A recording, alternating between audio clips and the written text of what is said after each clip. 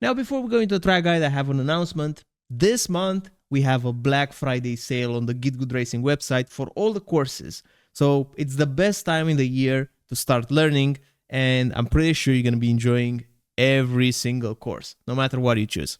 But you can also choose more. I have students which are also into open wheels and GT3s. But anyways, getting into this track guide itself, turn 1, our reference will be this exit concrete road on the left side. The moment that you get close to it, you're going to be turning and dropping the throttle at the same time. Then you're going to be applying the brakes. We're using the Mustang here, which handles curbs pretty good. So we will slightly go over the first curb while we're still trail braking. In fourth gear, we'll let the car roll out wider so that we can touch the curb on the left side as well. And then we need a very late apex. So if you notice on the white and red curb, there's a point where you can see the black rubber being on the inside of the curb. When you see that black rubber marks and you see the beginning of it, that's the point where you should be apexing, because guess what? The reason why the black rubber is there is because that's the perfect racing line and all the cars are going through there. So that's why we have rubber on the curb. So you want to apex at that reference point, cutting a little bit the curb, using all this space here. You should be fully on the left. And now we're heading towards the S's. Entry into the S's, you're just going to be dropping the throttle, and your goal is to mount the curb completely. Now, a big tip that I have for you, when you're on the top of the curb, add a little bit of steering. If you look in slow-mo on the track guide, you will see that we are steering, and then giving it a little kick so that the front end of the car is biting enough so that we are more on the left side. We're preparing into the next right-hander, then just slightly 5% on the brakes, hit the curb, that's important to shorten the distance, press the throttle, and it's fine if you're here on the left side. Your goal isn't to go like a snake left-right, is to actually keep the minimum speed up into this S section with a minimum amount of steering. So it's fine if you get here, don't go all the way to the left on the white line, because then it's going to be too much, but don't over prepare the next corner with your car being on the right side. It's not needed, you will lose time. Now from this position right here, you will bring it a little towards the center. Then when you're turning, you add like 5-6% on the brakes and completely smash the curb. So you get pushed all the way here on the right. So as you can notice already in the brake traces, we're just using 5-10%. Because right now, look, 8% on the brakes, hold it for longer, cutting the curb with the right tire. There's a little bit of dip that you can put your right tire in.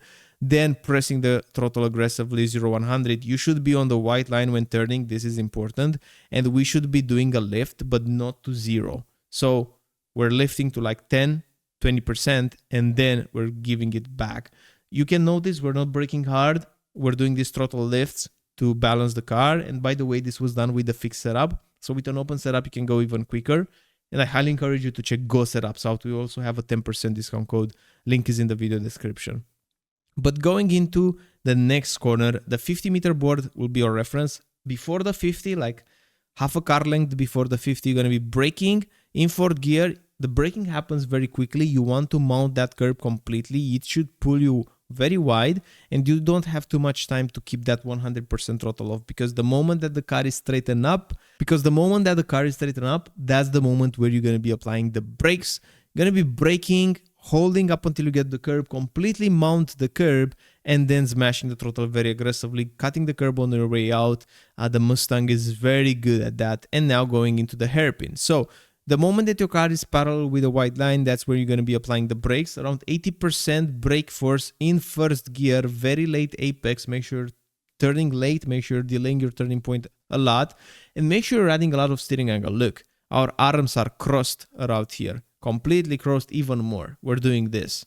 So make sure you're using the front tires. Impossible to rotate just for the trail brake alone if you want to also be aggressive on the gas. But when you are getting out of the corner, unwind quickly so that you won't slide the rears. Going into spoon, our reference for braking in the spoon will be this exit concrete right on the right side. You're going to be braking around 60%, hitting the first curb, and now let the car track out wider. Press the throttle to help it get on this curb, and then when you hit the curb, just press the brakes very, very softly, enter gear, cut the last part of the apex, or very late apex once again, and now we're heading towards this big straight. So it's important here to brake in low percent trail braking and wait for a late apex, because otherwise you will do some throttle correction, and every small correction that you do on before straight is gonna hurt the lap time.